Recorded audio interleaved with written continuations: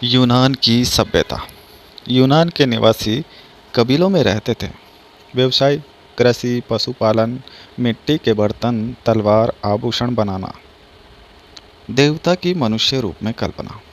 आकाश का देवता जियस, समुद्र का ओसिदन, सूर्य अपोलो भविष्यवाणी कर सकता था।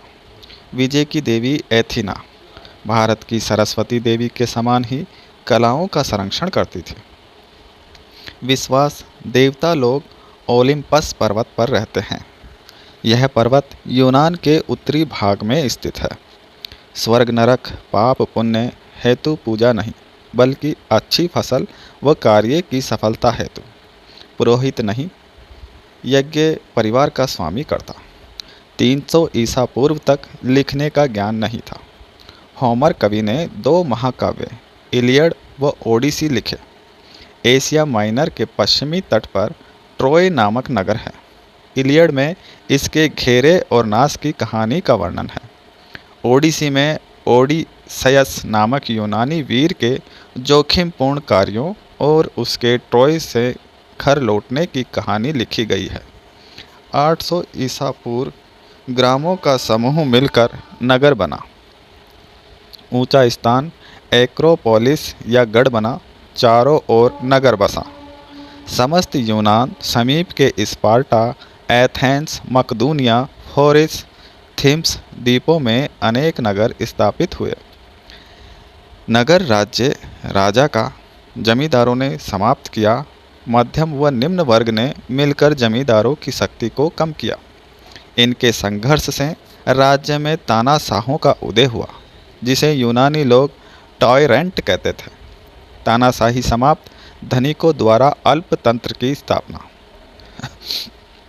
यूनान की भूमि पर 2 प्रमुख नगर राज्य स्पार्टा व एथेंस थे। स्पार्टा के निवासियों की रुचि सैन्यवाद और युद्धों में थी।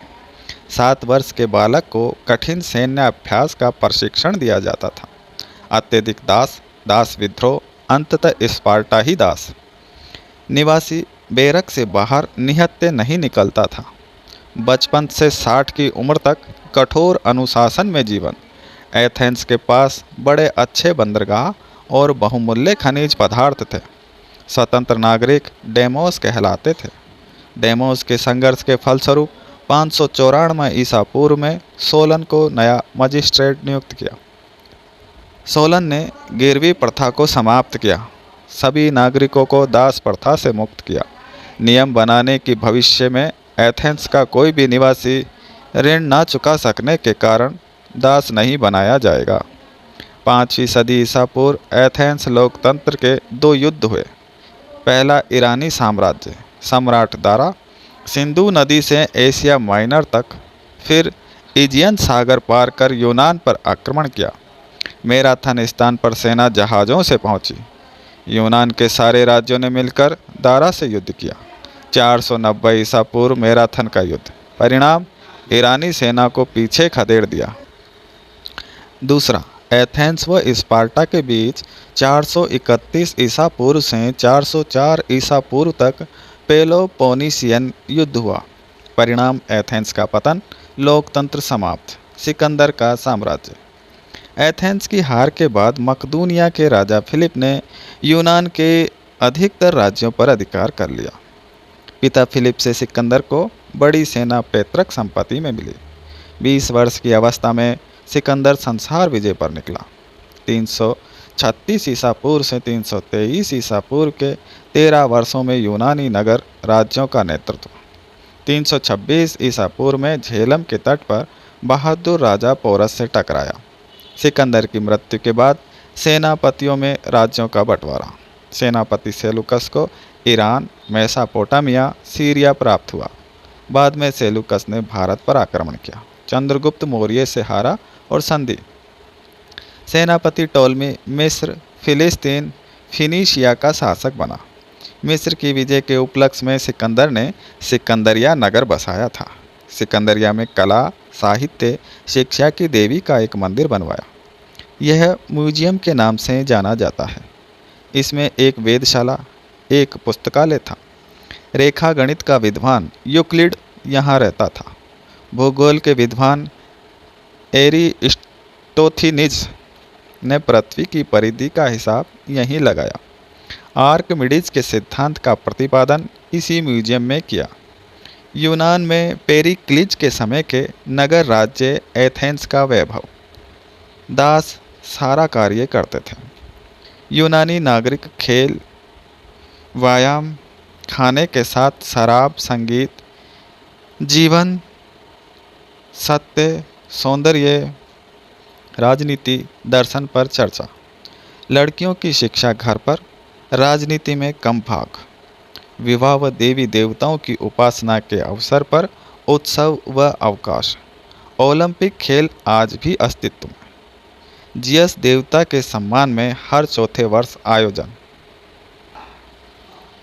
यूनानी महाकाव्य इलियड व ओडिसी।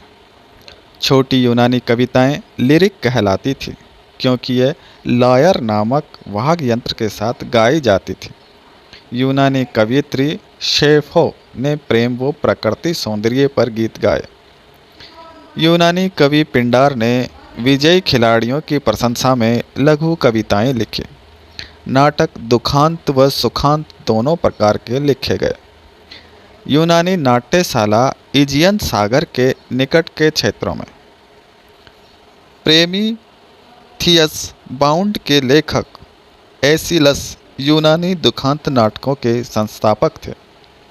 यूनानी दुखांत नाटकों के लेखकों में सर्वश्रेष्ठ सेफोवलीस थी। सेफोवलीस के नाटक इडिपस रेवस, एंटीगोन और इलेक्ट्रा। नाटककार यूरिपिडीज ने युद्ध की निंदा की। यूरिपिडीज का नाटक ट्रोजन विमेन। यूनान के सुखांत नाटकों का सर्वश्रेष्ठ नाटककार एरिस्टोफेनीस था। एरिस्टोफेनीस व्यंग्य व हास्य से यूनानी गणमान्य नागरिकों का मजाक अपने नाटकों में उड़ाया करता था। हेरोडोटस यूनान में इतिहास का जनक। यूनान व ईरान के युद्धों का इतिहास लिखने के लिए खूब भ्रमण किया। डेमोक्रिटस दार्शनिक जिसने परमाणु सिद्धांत दिया। सोफिस्ट अर्थात बुद्धिमान तीसरी विचारधारा। प्रत्येक चीज का मापदंड मनुष्य है। सुकरात को युवकों को पथभ्रष्ट करने तथा नए देवताओं का प्रतिपादन करने के जुर्म में मृत्युदंड दिया गया। प्लेटो किताब रिपब्लिकन। 3 वर्ग थे इसमें। तीसरा किसान कारीगर मजदूर, दूसरा योद्धाओं का और प्रथम वर्ग बुद्धिजीवी। सत्ता इनके हाथ में थी। अरस्तुत वैज्ञानिक, दार्शनिक, चिकित्सक, प्राणी शास्त्र का ज्ञाता, ज्योतिष का ज्ञान, मध्यम मार्ग में विश्वास, न पूर्णतः भोग न पूर्णतः विरक्त। स्टोइक विचारधारा नियतिवादी। इसमें भाग्य, चित्त की शांति, सुख दुख, पाप पुण्य के प्रति उदासीन। एपिक्यूरियन विचारधारा सुख, साधा, निर्भीक, गुणवान जीवन जिएं, देवताओं का मानव कार्यों से संबंध नहीं। यूनानी चिकित्सा शास्त्र का जनक हिप्पोक्रेटिस ने कहा कि प्रत्येक रोग का कोई ना कोई प्राकृतिक कारण होता है और बिना प्राकृतिक कारणों के कुछ नहीं होता।